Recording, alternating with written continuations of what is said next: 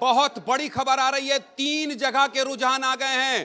3 जगह के रुझान आ गए हैं। रायपुर, जगदलपुर और रायगढ़ 3 ऐसी सीट है जहां बीजेपी यानी कि भारतीय जनता पार्टी आगे दिखाई दे रही है। मैं रायपुर की बात कर रहा हूं, मैं रायगढ़ की बात कर रहा हूं और जगदलपुर की बात कर रहा हूं। इस वक्त की सबसे बड़ी खबर क्या है? इस वक्त की सबसे बड़ी खबर यह है कि 3 ऐसे मेयर जो कि कांग्रेस से आगे दिखाई दे रहे हैं। मैं फिर कह रहा हूं, ये शुरुआती रुझान है, आप बिल्कुल ये समझिए मत कि ये नतीजे हैं, लेकिन जो रुझान आ रहे हैं वो ये बता रहे हैं कि जगदलपुर, रायगढ़ और रायपुर में बीजेपी को शुरुआती रुझान में बढ़त दिखाई दे रही है। इसलिए सबसे पहले मैं जगदलपुर का रुख करूंगा। संजय मेरे सहयोगी बने हुए हैं, फिर आऊंगा संजय सुरेश महापात्रा जी के पास। लेकिन संजय, सबसे पहले आप बता दीजिए, सुबह सुबह आप दंतेश्वरी माई के मंदिर पहुंचे थे और संजय पांडे माथा टेकने पहुंचे थे, उनके लिए खुशखबरी शुरुआती रुझानों में। संजय,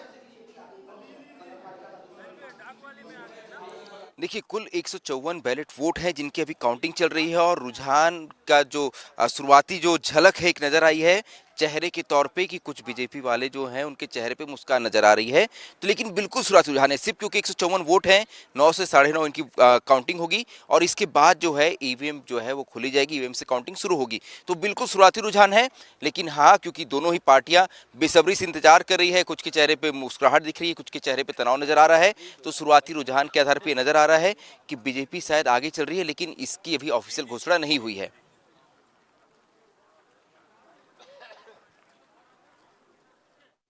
तो देखिए, 2 जगह की बात मैंने अभी बची है, रायपुर की बची है और बची है कहां की, रायगढ़ की बात। लेकिन उससे पहले जगदलपुर के जो रुझान आए हैं वो बीजेपी के चेहरे पर खुशी ला रही है। सुरेश महापात्रा जी, और आपने बहुत शुरू में 8 बजे ही कह दिया था कि बीजेपी को जीत मिल सकती है। शुरुआती रुझान बीजेपी के पक्ष में। सुरेश जी, बिल्कुल, और ये लगातार कायम रहेगी क्योंकि जमीन पर जो चीज़ दिख रहा था मैंने वही कहा है और जमीन ये कह रहा है कि मलकित सिंह गेदू 2 साल जब जगदलपुर से बाहर रहे उसका नतीजा उनके सामने है। तो कुल मिलाकर आप देखिए, रायगढ़ से जो रुझान सामने आए हैं वो भी मैं आपको बता दूं। रायगढ़ से रुझान सामने आ रहे हैं जो आपने कहा था 8 बजे कि वहां ओपी चौधरी वर्सेस मेयर का चुनाव है, क्योंकि ओपी चौधरी एक तरफा मेहनत कर रहे हैं और रायगढ़ से जो रुझान आ रहे हैं आपने जो कहा था उसी पर मुहर लगा रहे हैं, बीजेपी के कैंडिडेट आगे चल रहे हैं।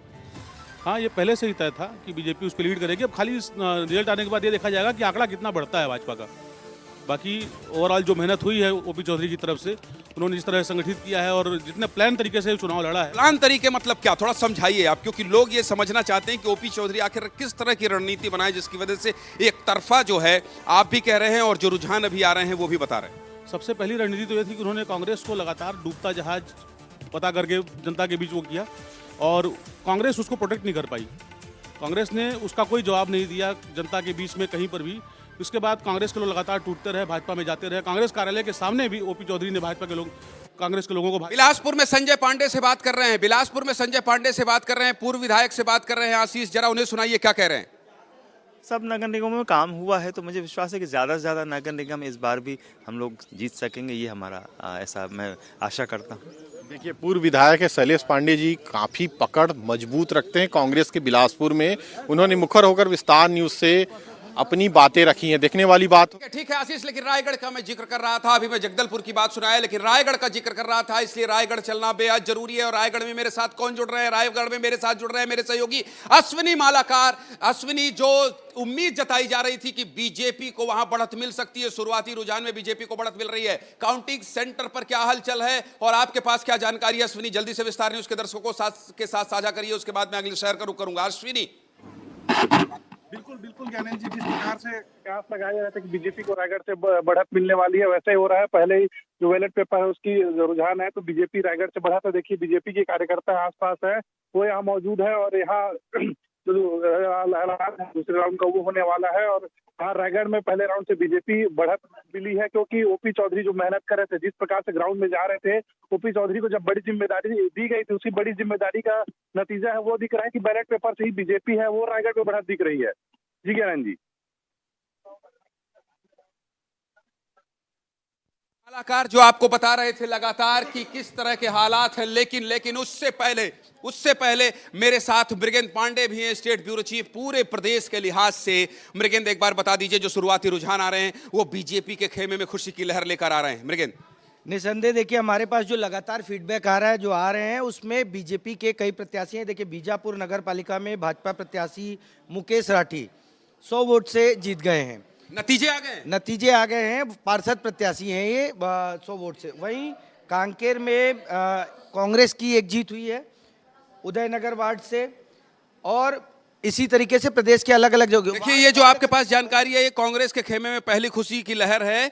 अध्यक्ष पर पद पर भाजपा को लीड है। कांकेर की बात कर रहा हूं मैं, कांकेर की, और वार्डों के नतीजे आने शुरू हो गए। उदयनगर वार्ड में कांग्रेस प्रत्याशी जीते हैं और संजय नगर में भाजपा की जीत हुई है। ये आप ब्रेक कर सकते हैं। दो महत्वपूर्ण जानकारी बता रहे हैं कि वार्डों के जो नतीजे हैं वो आने शुरू हो गए हैं और वार्ड में कांग्रेस को जीत मिली है। उदयनगर वार्ड में कांग्रेस ने जीत दर्ज की है कांकेर में, और भाजपा ने जीत की दर्ज की है संजय नगर में। तो कुल मिला के इस तरह के जो भी अपडेट आएंगे मैं सबसे पहले आपके पास आऊंगा, आप बताते रहिएगा। लेकिन बिलासपुर का एक बार रुख करना चाहता हूं। बिलासपुर में सबसे बड़ा जो ड्रॉबैक था या सबसे बड़ा जो चुनावी मुद्दा था कांग्रेस के लिए या बीजेपी के लिए, आपको क्या लगता है कि सबसे बड़ा चुनावी मुद्दा क्या था जो बीजेपी को फायदा पहुंचाया, जिसकी वजह से बाहरी प्रत्याशी तमगा लेने के बाद भी बीजेपी मजबूत दिखाई दे रही है? रुद्र अवस्थी जी। देखिए सबसे बड़ी बात तो यह है कि प्रदेश में जो सरकार है बीजेपी की, उसके कारण से जो विकास के मुद्दे पर लोगों का एक रुझान, एक झुकाव एक उस पार्टी की तरफ हो जाता है जो प्रदेश में सरकार चला रही है। बीजेपी की तरफ से वहां पर जो अमर अग्रवाल हैं, पूर्व मंत्री और मौजूदा विधायक, उनके नेतृत्व में, उनकी रणनीति के हिसाब से ये बात तो निश्चित रूप से आम मतदाताओं तक 70 वार्डों में पहुंचाई गई है कि वो विकास के मुद्दे पर हम अगर ये तीसरा इंजन जुड़ जाएगा उसमें हम ज़्यादा बेहतर विकास कर पाएंगे। मैं समझता हूँ कि ये ज़्यादा प्रभावी ढंग से लोगों तक पहुंचा है, इसलिए अगर आने वाले समय में आपको रुझान बीजेपी की तरफ दिखाई देगा तो इसके पीछे का यही प्रमुख कारण हो।